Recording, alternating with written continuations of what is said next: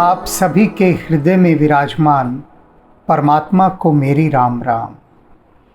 कलयुग के बारे में काकभूषणी जी से इतना सुन सुनकर अनेक भक्तों का मन बहुत व्यथित हो गया। उन्होंने कहा कि इसका अर्थ है कि कलयुग में तो हमारा उद्धार हो ही नहीं सकता, क्योंकि जब पूरा परिवेश विषैले रोगाणुओं से भरा हुआ है, चारों तरफ काम, क्रोध, लोभ, मोह और इनका जन्मदाता अहंकार उसका ही पसारा है, तब हमारी बात कैसे बनेगी? कैसे हम निजात पाएंगे इन सब चीज़ों से? इनसे तो मुक्त नहीं हो सकते जब यही हाल रहा तो। और बात भी सही है, डर भी लगता है, स्वाभाविक है डर लगना, क्योंकि जब चारों तरफ इतना प्रदूषण हो कि सांस लेना भी मुश्किल हो जाए, तब लगता है कि भाई बीमार होना तो बिल्कुल स्वाभाविक है। और एक एक जना कलयुग में बीमार है, चाहे कैसा भी हो, क्योंकि कलयुग उसे स्वस्थ नहीं रहने दे रहा।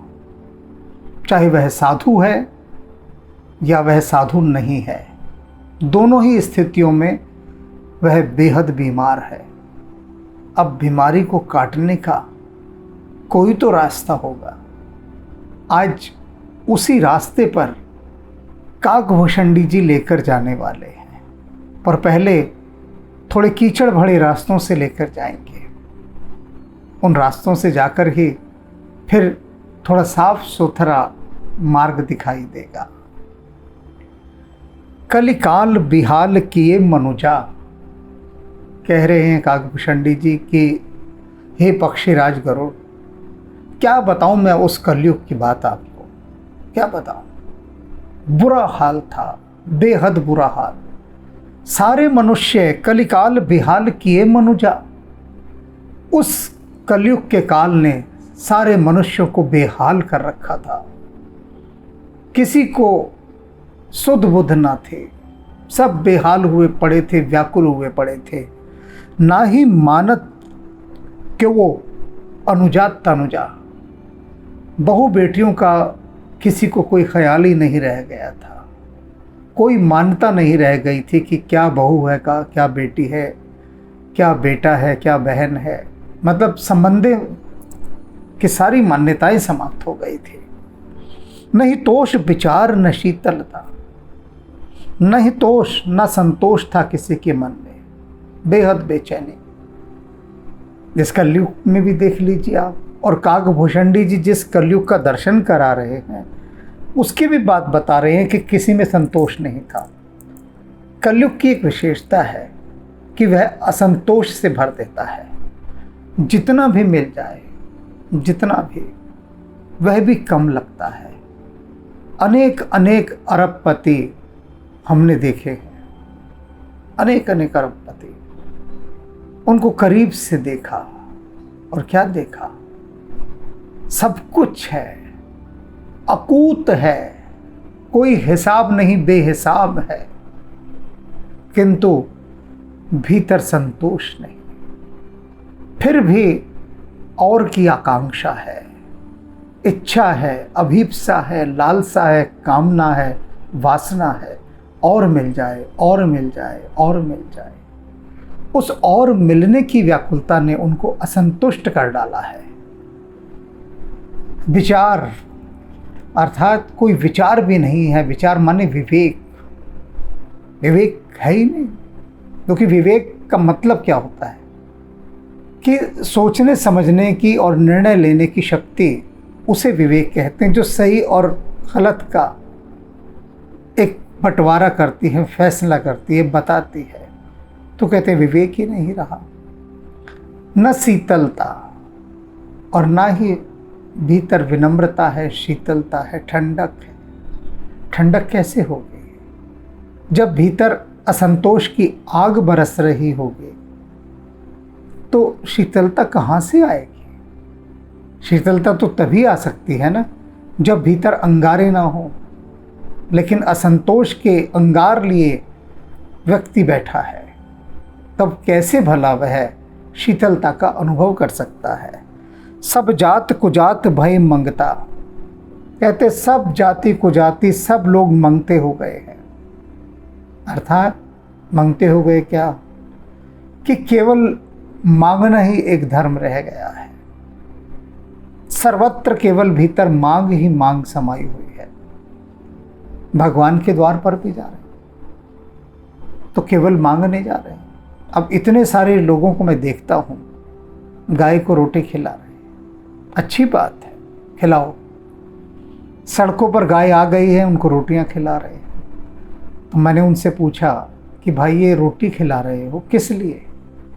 कि पंडित जी ने कहा कि गाय को रोटी खिलाओगे तो आपका ये दोष कट जाएगा, आपका ये बिगड़ा काम बन जाएगा। अर्थात अगर वो समस्या ना होती तो गाय को रोटी नहीं खिलाते। कुत्ते को दूध पिला रहे हैं, डबल रोटी खिला रहे हैं, यानी विभिन्न प्रकार के जानवरों को कुछ ना कुछ खिला पिला रहे हैं। क्यों? क्योंकि उनके पीछे कोई कामना, कोई वासना निहित है कि कोई बिगड़ा काम है तो उसके उपाय स्वरूप यह बताया है। उनसे मैंने कहा कि जो गाय इतनी सड़कों पर भटक रही हैं, अगर वास्तव में गाय से प्रेम करते होते तुम लोग तो इसके विरुद्ध शिकायत करते, शोर मचाते, इकट्ठा होते और कहते गाय सड़कों पर क्यों है। ये गौशाला वाले जो सारी गायों को दिन भर सड़कों पर छोड़ देते हैं कि जाओ चरो और फिर वापस आ जाओ, ये कलयुग में होता है और कलयुग में हो रहा है। तो कलयुग में वासनाएं इतनी अधिक है कि उनकी पूर्ति के लिए व्यक्ति कोई न कोई विधान उपाय रचता ही रहता है। तो ये प्रेम के वशीभूत, पक्षियों को दाना नहीं खिलाया जा रहा, गाय को रोटी नहीं खिलाई जा रही, कुत्ते को दूध नहीं पिलाया जा रहा, प्रेम के वशीभूत नहीं, करुणा के वशीभूत नहीं। किस लिए? इसके पीछे कुछ न कुछ इच्छा छिपी है, वासना छिपी है। हाँ, इन सब के बीच में कुछ लोग हैं ऐसे जो ये सब कार्य प्रेम के वशीभूत करते हैं। ऐसा नहीं कि सारे ही कामनाओं के वशीभूत हैं, बहुत सारे ऐसे भी हैं कि दया और करुणा के चलते ये सब करते हैं। छतों पर अपनी पानी भर के रखते हैं गर्मियों में। वो तो किसी पंडित ने नहीं बताया, बताया भी होता है, बहुतों को नहीं बताया होता। वे सिर्फ उनके प्रति सहानुभूति रखते हुए करते हैं, किंतु ऐसों की संख्या ना के बराबर। अधिकांश कलयुग वासना वाले मनुष्यों से भरा पड़ा है, जिनकी इच्छाएं अपरिमित हैं। ईर्ष्या पर साक्षर ईर्ष्याएं भरी पड़ी है, जलन। अब ईर्ष्या के बारे में समझ लीजिए कि ईर्ष्या होती क्या है। आप कहेंगे कि किसी से जलना, हाँ बिल्कुल ठीक कहा आपने, जेलेसी अंग्रेजी का शब्द दे देंगे, ठीक है। लेकिन ईर्ष्या मनुष्य किससे करता है, इसे समझना होगा। ईर्ष्या मनुष्य सदा अपने निकटवर्ती व्यक्ति से करता है, बिल्कुल बिल्कुल समान व्यक्ति से, जो उसके साथ है, समान है। किसी अन्य से भी ईर्ष्या नहीं करेगा। एक दुकानदार अपने पड़ोस की दुकान वाले से ईर्ष्या करेगा।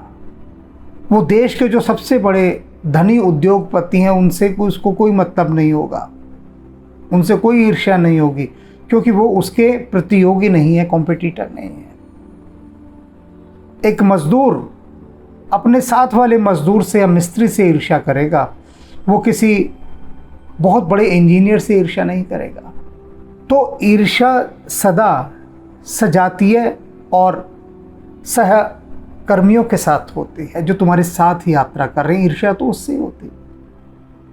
अब भाइयों में ही देखा है, मित्रों में ही देखा है, पड़ोसियों में ही देखा है कि एक पड़ोसी कोई बहुत अच्छी गाड़ी ले आया, उसने अच्छा घर बना दिया, या आपके रिश्तेदार ने बना दिया, आपके अपने ही भाई बंधु ने बना दिया, तो उससे बड़ी जलन होती कि हाय भगवान ने इसको क्यों दे दिया। कहीं कोई दूर एक विदेशी आदमी बढ़िया आलीशान कार में जा रहा है, बहुत बढ़िया महल में रह रहा है, उससे किसी को ईर्ष्या नहीं हो, क्योंकि उससे कोई लेना देना नहीं। तो ईर्ष्या किससे होती है? जिससे हमें कुछ लेना देना है, जिसके साथ कोई संबंध है और वह हमसे अधिक गुणवान है और प्रगति कर रहा है, तो उससे ईर्ष्या होती है। ये ईर्ष्या का गुण है। कि अपने करीबी लोगों से ही, कहते हैं ना एक गीत में, देखा है जिंदगी को कुछ इतना करीब से, चेहरे तमाम लगने लगे हैं अजीब से। तो जो बहुत करीबी लोग होते हैं ना, वही सबसे अधिक ईर्ष्या करते हैं। अब परश अक्षर, परश माने कठोर, अक्षर माने शब्द, कि कठोर अक्षर यानी किसी को कड़वे वचन बोलना, ये कलयुग में बहुत पड़ जाता है, बहुत अधिक। और इसका तो सबसे जीवित उदाहरण है, स्पष्ट उदाहरण, दैनिक जीवन का उदाहरण, कि आपकी गाड़ी को कोई ज़रा सी खरोंच तक तो लगा दे, कोई छू कर तो निकल जाए, उसके बाद देखिए कि व्यक्तियों का भीतर का ऑटोमेटिक सिस्टम कैसे ऑन हो जाता है गालियां देने का। एक से एक ऐसे कठोर शब्द बोलेंगे, इसलिए कि दूसरे की गाड़ी आपकी गाड़ी से छू भर गई, बस सिर्फ इसलिए। क्यों? क्योंकि कलयुग का ये स्वभाव है। अभी हमने गाड़ी ली थी नई, और एक टेम्पो वाले ने साइड में आकर उसे ऐसे बुरी तरह से ठोक दिया कि आगे का सारा बम्पर वम्पर सब निकल कर गिर गया। तो हम निकले गाड़ी से बाहर, हमने उस टेम्पो वाले से कहा कि भाई तेरे टेम्पो को चोट तो नहीं लगी? क्योंकि हमारी गाड़ी तो बड़ी कठोर है, तोड़ ताड़ दी तूने गाड़ी सारी, पर कोई बात नहीं, हमारी टूट गई, तेरे टेम्पो को तो कुछ नहीं हुआ ना। अब वो बड़ा हैरान होकर हमें देख रहा, बहुत हैरान होकर। उसके साथ जो हेल्पर बैठा होगा वह भी उतर कर आ गया। मैंने कहा अच्छा जाओ तुम जाओ। वो बड़ा हैरान होकर उतरा। उसने तो सोचा था कि उतरते ही मार पिटाई होगी, और उसको समझ नहीं आया कि हो क्या रहा है। तो उसके साथ जो आगे 2-3 लोग बैठे थे, मज़दूर वगैरह जो भी कुछ होंगे रहे होंगे, वो भी उतर आए। तो जब मैंने उनसे कहा अच्छा जाओ कोई बात नहीं, तुमने टक्कर मार दी, हम ठीक करवा लेंगे, जाओ। अब वो मुड़ा तो बाकियों ने पूछा क्या हुआ, क्या बात हुई? तो मैंने सुना कि वो टेम्पो वाला कह रहा था कि कोई पागल है ये, और कहकर वो टेम्पो में बैठकर चले गए। इसे कलयुग कहते हैं, इसे कलयुग कहते हैं। उसको प्रेम से विदा किया, उसने टक्कर मारी, चोट पहुंचाई, उसे सब प्रेम विदा किया, कुछ नहीं कहा एक शब्द, और अपने साथियों से कह रहे ये कोई पागल है लगता है, और वो चले गए वापस। तो ये कलयुग में परश अक्षर, इस तरह के कठोर अक्षर लोगों की संपत्ति बन चुके हैं। क्यों? नाक पर गुस्सा एकदम बैठा हुआ है, तैयार, बिल्कुल तैयार। जरा सा कुछ हो कि बस ज्वालामुखी फटने को तैयार है, और फट ही जाता है। अब कठोर बात की बात कह रहे हैं, लोलुपता, लालच। कलयुग में तो बेहिसाब लालच बढ़ गया है। उदाहरणों के द्वारा बता रहा हूं बात। कोई सामान बाजार में लेने चले जाओ, कोई सामान, पता लगता है कि हर 1 महीने बाद, 2 महीने बाद उसमें 2 रुपये बढ़ गए, 5 रुपये बढ़ गए। आज से 30-40 साल पहले तक ये विश्वास था कि जब तक नया बजट नहीं आएगा किसी वस्तु के मूल्य में कोई वृद्धि नहीं होगी। लेकिन लोलुपता, लालच कैसा बढ़ा कि जाओ, पता लगता है कि हर चीज़ पर 10 रुपये बढ़ गए, 50 रुपये बढ़ गए, 30 रुपये बढ़ गए। किससे पूछ कर बढ़ाए? कुछ नहीं पता, कोई पूछने वाला नहीं कि क्यों कीमत बढ़ा दी तुमने। बढ़ाते रहते बढ़ाते रहते। और लालच की ऐसा है कंपनियों का, देखो बहुत अच्छा तुम बैग खरीदने जाओ, बहुत महंगा बैग होगा, 3000 का, 5000 का, 10,000 का, 20,000 का भी, बहुत अच्छा बैग, लेकिन उसमें जो जिप लगी होगी वो सबसे घटिया क्वालिटी की। उसको पकड़ने वाला, जो लटकाने वाला उसका हैंडल होगा, वो सबसे कच्चा और घटिया होगा, घटिया लोहे का बना होगा, तत्काल जंग लग जाएगा। तो यानी मखमल के कालीन में टाट का पैबंद हर जगह लगने लगा है। बढ़िया से बढ़िया चीज़ होगी, महंगी से महंगी, उसमें कॉस्ट कटिंग किसी ऐसी जगह ले जाकर कर देंगे कि आपकी पूरी उस मूल्यवान वस्तु का सत्यानाश हो जाता है।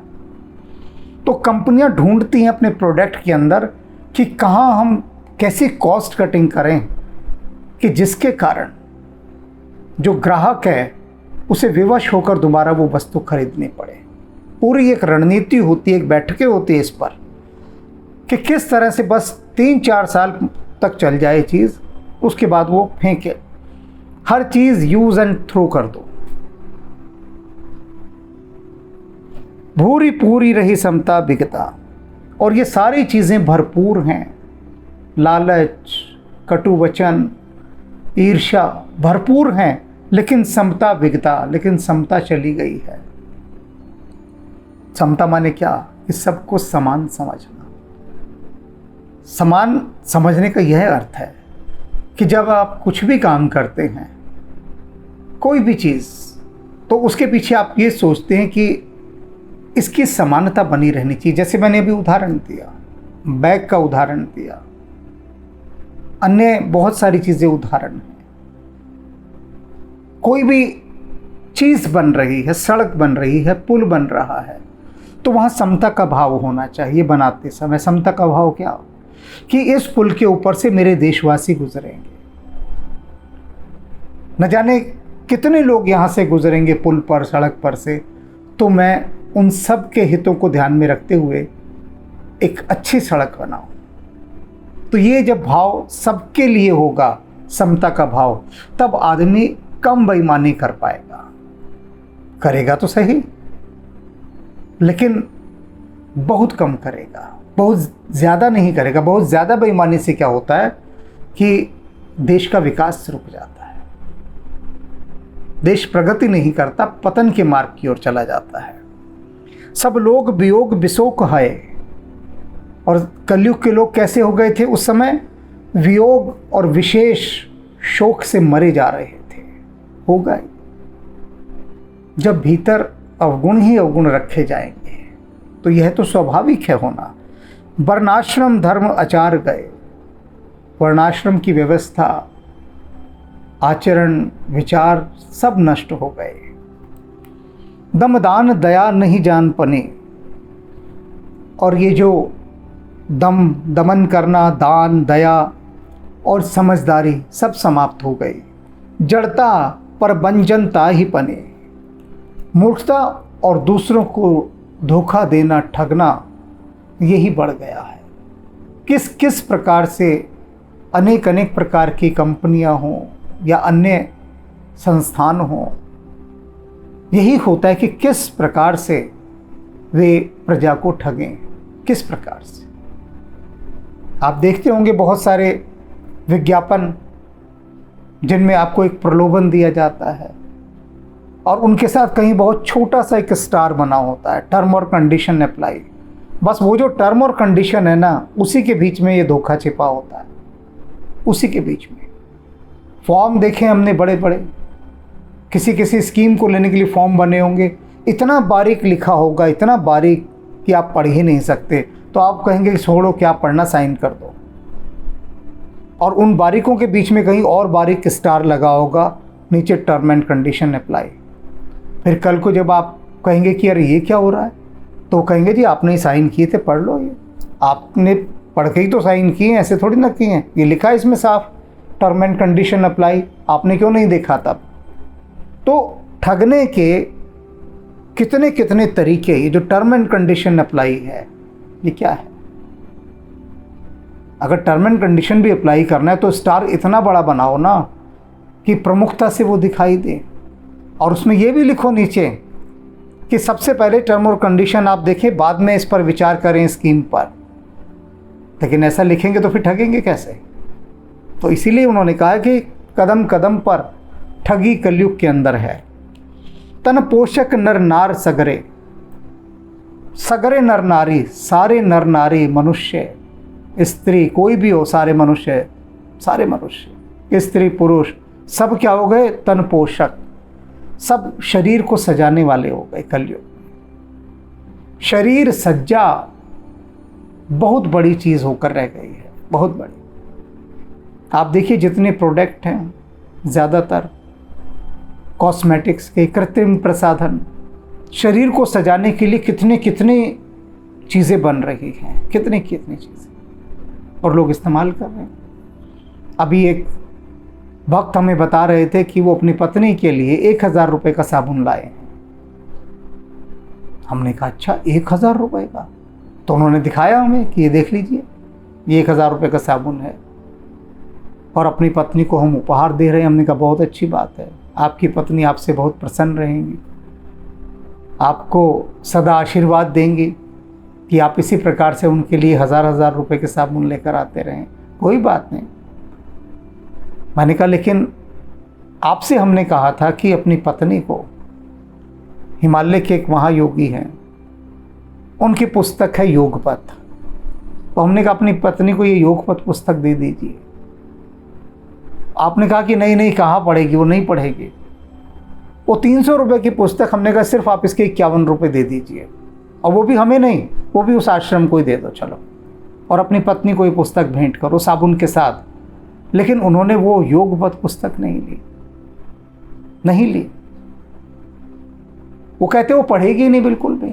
मैंने कहा ना पढ़े, बिल्कुल ना पढ़े, पर तुम इस पुस्तक के ऊपर साबुन रख कर दो, इस पुस्तक के ऊपर, और साथ में ये कह देना कि ये साबुन जिस तरह से तुम्हारे मुख की त्वचा को निखार देगा ना, उसके नीचे योगपथ का एक दूसरा साबुन है, और ये जो साबुन है ना, ये तुम्हारी आत्मा को निखार देगा। तो इस दोनों साबुनों का तुम इस्तेमाल करो, ऐसा कहकर देना। पर वे नहीं लेकर गए, जिद पर अड़ गए कि वो पढ़ेगी नहीं। बोले कि आप जानते नहीं हैं महाराज, बिल्कुल नहीं जानते मेरी पत्नी को, वो छुएगी भी नहीं इसे अपनी तरफ से। तो ये मनुष्यों की जो सारी भीतर की अवस्था है वो शरीर केंद्रित हो गई है। वे अपनी पत्नी के लिए 1000 रुपये का साबुन बड़ी प्रसन्नता के साथ लेकर जा रहे हैं, लेकिन उसको मन के निर्मल करने के लिए, उसके मन को निखारने के लिए, मन का कलुष धोने के लिए, मन का मैल हटाने के लिए जो योगपथ रूपी साबुन हम दे रहे थे, वो उनको समझ नहीं आया। तो शरीर केंद्रित कलयुग के लोग हो जाते हैं। पर निंदक जे जगमोह बगरे, और इस पूरे संसार में जो पर निंदक है वो पूरे संसार में फैल जाते हैं कलयुग के अंदर। कलयुग में जहाँ 4 लोग खड़े हैं, आप देखिए, पर निंदा हो रही है। जहाँ 4 लोग इकट्ठे हो जाए, यानी किसी न किसी को क्रिटिसाइज कर रहे हैं 4 लोग इकट्ठे होकर। कोई अभिनेताओं को कर रहा है, कोई नेताओं को कर रहा है, किसी न किसी को, और वो निंदा कर रहे हैं। आलोचना और निंदा में बड़ा फर्क होता है, बहुत फर्क होता है। आलोचना शब्द होता है कि किसी चीज़ का अवलोकन करना, लोचन शब्द से बना है आलोचना, किसी चीज़ को बहुत गहराई से देखना, ध्यान से देखना, और ध्यान से देखने के बाद जब आप निष्कर्ष निकालते हैं तब वे निष्कर्ष बहुत सत्य होते हैं, क्योंकि आपने उसकी आलोचना की है। अब आलोचना शब्द बुराई का प्रतीक बन गया। लोग कहते हैं वो उसकी आलोचना कर रहा है, अर्थात बुराई कर रहा है। आलोचना का तो अर्थ बुराई है ही नहीं। आलोचना का तो अर्थ है आपने किसी भी चीज़ को बहुत ध्यान से देखा, उसका विश्लेषण किया, और फिर उसके निष्कर्ष निकाल कर रखे, ईमानदार निष्कर्ष, उसे आलोचना कहते हैं। और निंदा मतलब कि व्यक्ति के गुणों को देखकर भी आप उसके गुणों को अवगुणों में बदल दें, और अपनी व्यक्तिगत ईर्ष्या, द्वेष और घृणा के चलते हुए आप उससे नफरत करें, और फिर जो शब्द कहें उन्हें निंदा कहा जाता है। तो ये फर्क है। तो ये जो फर्क है ये इसीलिए है क्योंकि विचार नहीं रह गया। कलयुग पूरी तरह से विचार का नाश कर देता है। सुन ब्यालारी काल कलिमल अवगुण अगार, कह रहे हैं सुनो सर्पों के शत्रु हे पक्षीराज गरुण, ये जो कलिकाल है ना, इस कलयुग का जो मल है अवगुण आगार, ये अवगुणों का घर है। सारे अवगुण वहाँ इकट्ठे होकर रहते हैं कलयुग में। गुण हूँ बहुत कलिजुग कर बिनु प्रयास निस्तार। अब असली बात अब आ गई यहाँ पर कि इतने दिनों से आप सभी भी सुन रहे हैं कि काल भुषंडी जी कलयुग के बारे में क्या क्या बता गए। बता दिया कलयुग के अंदर किस किस प्रकार का प्रदूषण होता है, अर्थात किस किस प्रकार के रोग अवगुण ये सब होते हैं। तो क्या इसका मतलब है कलयुग के पास केवल बुराइयां ही बुराइयां हैं, दोष ही दोष हैं, पाप ही पाप हैं, अवगुण ही अवगुण हैं, कोई गुण नहीं कलयुग के पास। अब काकभूषणी जी ने निष्कर्ष निकाला है कि नहीं, ऐसी बात नहीं। कलयुग के पास एक गुण है सबसे बड़ा, और ऐसा गुण है जो किसी काल में नहीं रहा, किसी युग में नहीं रहा। वह सिर्फ कलयुग के हिस्से आया, कलयुग के बाटे आया। कलयुग को भगवान ने एक ऐसा गुण दिया है, ऐसा वरदान दिया है कि जो सतयुग को भी नहीं मिला। तो अब पीठ सीधी कर लीजिए, कान और आंखें सब खोल लीजिए, ध्यान से सुनिए कि क्या है वह ऐसा गुण जो कलयुग को अन्य सभी युगों से पृथक रखता है, भिन्न दिखा रहा है। गुणु बहुत कलयुग कर बिनु प्रयास निस्तार। और वो गुण क्या है कि उस गुण के अंतर्गत बिना किसी प्रयास को किए, विदाउट एनी एफर्ट, आपको मुक्ति प्राप्त हो जाएगी। कलयुग में सबको मुफ्त का माल चाहिए, मुफ्त का माल। अगर पता लगे कहीं चीज़ मुफ्त मिल रही है तो लोग सिर पे पैर रखकर भागते, भागो दौड़ो, अरे मुफ्त में चीज़ मिल रही है, फ्री में मिल रही है। बस फ्री सुनाई दे जाए एक बार कि फ्री में कोई दे रहा है कुछ, उसके बाद चाहे वो जहर बांटता हो, लोग दौड़ दौड़ कर आंचल फैला फैला कर कहेंगे कि मुझे भी थोड़ा जहर दे दो, मुझे भी दे दो। बस फ्री में मिलनी चाहिए चीज़। फ्री के इतने दीवाने हैं, इतने दीवाने हैं। और वो दीवानगी क्यों है कि भीतर लोभ समाया है, लालच समाया है, और इसलिए भी शिकारी शिकार करता है, फ्री की चीज़ बताकर शिकार कर लेता है और बस फंस जाता है पंछी। तो ये जो फ्री में जो है ना मिलना, कलयुग भी एक चीज़ दे रहा है मुफ्त में। क्या मुफ्त में दे रहा है? जिससे आपकी मुक्ति हो जाए। सबको साधना करना मुसीबत लगता है, तो भगवान ने कलयुग को एक गुण देकर भेज दिया कि जा कलयुग, बिना साधना किए भी मुक्ति मिल जाएगी लोगों को। कोई साधना करने क्या, आलसी और निकम्मे हैं कलयुग के लोग, तो साधना तो करेंगे नहीं, और कल्याण उनका भी करना है, तारना उनको भी है तो वो भी भगवान के ही बच्चे जो कलयुग में जन्म ले रहे हैं, तो उपचार तो उनका भी करना है, चाहे रोगी हैं पर हैं तो बच्चे ना भगवान के। तो राम जी ने कहा कि ऐसा करते हैं, इनको शॉर्टकट देते हैं, बहुत छोटा रास्ता, बहुत ही छोटा। वो छोटा क्या है उसी को काकभूषणी जी अब बता रहे हैं। कहते हैं कृतयुग त्रेता द्वापर पूजा मख और जोग, कि जो सतयुग है, त्रेता है, द्वापर है, उनमें जो मुक्ति मिलती थी पूजा करने से, यज्ञ करने से, योग करने से, विभिन्न प्रकार के अनुष्ठान करोगे, जप तप करोगे, साधना करोगे, तब जाकर मुक्ति मिलेगी। तब जाकर इन युगों में जो गति होई सो कलिहरि नाम ते पावहि लो। इन सब करने के बाद जिस गति को, मुक्ति की जिस गति को लोग उपलब्ध होते थे उन कालों में, लेकिन कलयुग में सिर्फ श्री हरि का नाम लेकर, राम का नाम लेकर ही लोग पार हो जाएंगे। कुछ करने की आवश्यकता नहीं, कुछ भी। ये राम नाम की महिमा बताई है, नाम की महिमा, कि सिर्फ नाम लेने से ही लोग तर जाएंगे। और इसका बहुत बड़ा दुष्प्रभाव हुआ इस पंक्ति का। दुष्प्रभाव क्या हुआ? लोगों ने समझा नहीं इसका सही अर्थ, बिल्कुल सही अर्थ। ये कहते हैं हरि नाम ते पावहि लो। राम कहते हैं कि जो मुझे भजेगा, सिर्फ मेरे गुणों को, मेरी कथाओं को सुनने से ही व्यक्ति पार हो जाएगा।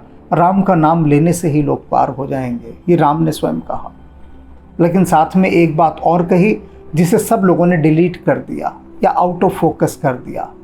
राम ने कहा कि मेरा नाम कपट को त्याग कर लेना है। यदि मेरी कृपा पानी है और मेरे नाम के माध्यम से मुक्ति पाना चाहते हैं तो छल कपट को छोड़कर मेरा नाम लेना होगा। अब छल कपट को कैसे छोड़कर लेंगे नाम? वो तो साथ ही लगा हुआ है। तो राम का नाम जितना भी लिया जाए, जितना भी लिया जाए। आपकी गाड़ी के नीचे जैक लगा है, गाड़ी ऊपर हवा में उठी हुई है, आप कितना भी एक्सीलेटर दबाइए, पहिया खूब घूमेगा, तेज़ घूमेगा, स्टीयरिंग भी आप घुमाइए, लेकिन गाड़ी आगे नहीं चलेगी। सब कुछ होगा, तो राम का नाम आप लेंगे, आभास होगा कि गाड़ी बड़ी तेज़ भाग रही है, पहिया भी घूम रहा है, लेकिन सफ़र नहीं तय होगा, वो नहीं तय होगा, क्योंकि जैक गिराना पड़ेगा, गाड़ी को ज़मीन पर लगाना पड़ेगा, तब यात्रा आरंभ होगी। तो छल कपट जब तक इसका त्याग नहीं होगा, तब तक राम का नाम भी प्रभावी नहीं होता। कृतयुग सब योगी विज्ञानी कह रहे हैं, जो सतयुग था ना, उसमें सब लोग योगी होते थे, विज्ञानी होते थे, बड़े ज्ञानवान होते थे। कर हरि ध्यान तरहि भव प्राणी, बस ध्यान उनका अपने आप होता था, करना भी नहीं पड़ता था, क्योंकि जब व्यक्ति योगी होगा और विज्ञानी होगा तो उसका ध्यान सोते ही लग जाएगा, वह ध्यान में ही होगा हमेशा। तो इस कारण से लोग तत्काल तर जाते थे, मुक्त हो जाते थे, पार हो जाते थे सतयुग में। त्रेता विविध यज्ञ नर करहि, और त्रेता युग में विभिन्न प्रकार के यज्ञ करके मनुष्य पार हो जाते थे। प्रभु ही समर्पी कर्म भव तरहि, और जितने भी यज्ञ करते थे उन सबके कर्मों को प्रभु को अर्पित कर देते थे और पार हो जाते थे, अर्थात कर्ता भाव नहीं रखते थे।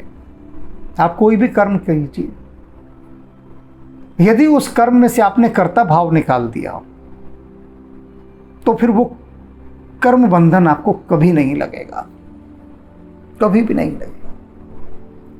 अगर आपने कर्ता भाव निकाल दिया, वो निकालना तो बड़ा मुश्किल है। हम छोटा छोटा सा भी काम करते कहते मैंने किया, मैंने किया, अपनी हिम्मत से किया, अपनी बदौलत किया। तो ये जो मैं रहती है कि मैंने काम किया, तो कर्ता भाव आकर कर्म बंधन तत्काल बंध जाता है। और कर्म बंधन कैसे छूटता है कि बीच में से कर्ता भाव ही निकाल दो, अपनी इन्वॉल्वमेंट को, अपने जुड़ाव को भीतर से समाप्त कर दो उस कर्म के भीतर से, तो कर्म अंतरिक्ष में कहीं चला जाएगा। आपके साथ, आपके मन के साथ, आपके कर्म बंधन के साथ वो चिपटेगा नहीं। द्वापर कर रघुपति पद पूजा, नरभव तरहि उपाय न दूजा। और द्वापर में क्या था कि रघुपति जी के श्री चरणों का पूजन करके लोग मुक्ति को प्राप्त हो जाते थे, तर जाते थे, पार हो जाते थे। पूजन किया श्री हरि के श्री चरणों का, पार हो गए। कोई और दूसरा उपाय, कोई रास्ता ही नहीं था। अब जो कलयुग है, इन सब से अलग, सबसे भिन्न कलयुग को एक गुण दे दिया, एक बहुत स्पेशल डिस्काउंट दे दिया। और वो डिस्काउंट क्या कि कुछ नहीं करना भाई, तुमको ना हवन करना, ना तप करना, ना जप करना, कुछ भी नहीं करना, कोई नियम इत्यादि कुछ नहीं करने, क्योंकि वो होगा ही नहीं पालन। सबसे फ्री कर दिया, हर चीज़ से मुक्त, कुछ करने की आवश्यकता नहीं। बिना नहाए पूजा करो, नहा के पूजा करो, खा के पूजा करो, जैसे मर्जी करो, सोते हुए करो, जागते हुए करो, किसी भी स्थान पर करो। हर तरह से भगवान ने बिल्कुल मुक्त कर दिया, दोष मुक्त कर दिया। किसी भी टर्म और कंडीशन में पूजा करो, कैसे भी करो, लेकिन बस क्या कि राम जी के गुणों का गान करना, राम जी का ध्यान धरना, बस श्री हरि के गुणों का गुणगान करना है। चार जन इकट्ठे हैं, किसी की बुराई मत करो, इकट्ठे होकर राम जी के गुणों की गाथाओं का गान करो। बस इतना सा, इतना भर कर लेने से ही सारे दोषों का निवारण, इस भव सागर से पार। प्रभु ही समर्पी कर्म भव तरहि, द्वापर करी रघुपति पद पूजा, नर भर तरहि उपाय न दूजा। कलयुग केवल हरि गुण गाहा, और कलयुग में केवल हरि के गुणों की गाथाओं का गान करना। गावत नर पावही भव थाहा, इनको गाने से ही जो मनुष्य है ये भव सागर की थाह पा लेगा, यानी उसका पार पा लेगा। कितना आसान बताया। कुछ भी तो नहीं करना, बस श्री हरि के गुणों का गुणगान करना है, कुछ भी नहीं करना।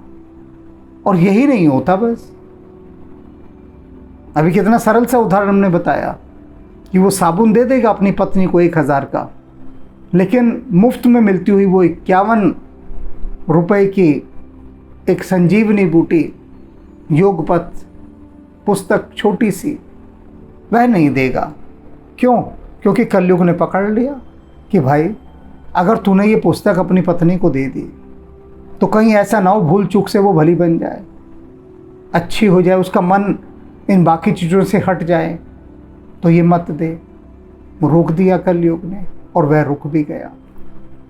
और ऐसे ही है कि किसी को दो कि भैया इसमें प्रभु की कथाएं हैं, तो मनुष्य कहता है कि हाथ जोड़े, हाथ जोड़े, हमें नहीं कोई कथा व्यथा पढ़नी प्रभु की, मना कर देते हैं अधिकांश लोग। और जो भक्त हैं, जो भाव जगत के हैं, वे पार होने के लिए बिल्कुल तैयार हैं। वे डूबकर, लीन होकर राम जी के गुणों की गाथाएं सुनते हैं, आनंदित होते हैं, संदेह नहीं करते। सबसे बड़ी बात है, कोई संदेह नहीं करते किसी प्रकार का। और उनकी बात बनने के करीब करीब है। जय मंगल मूर्ति राम अयन, जय सद्गुण सन्मति भक्ति सदन, जय ब्रह्म विचार प्रसार करण, कुविचार कलेश कलाप हरण, जय सर्व प्रपंच प्रशूल समन, जय जीवन सारथि सत्य शरण, जय संकट मोचन राम रमण, अभिनंदन वंदन कोटि नमन, अभिनंदन वंदन कोटि नमन, अभिनंदन वंदन कोटि नमन।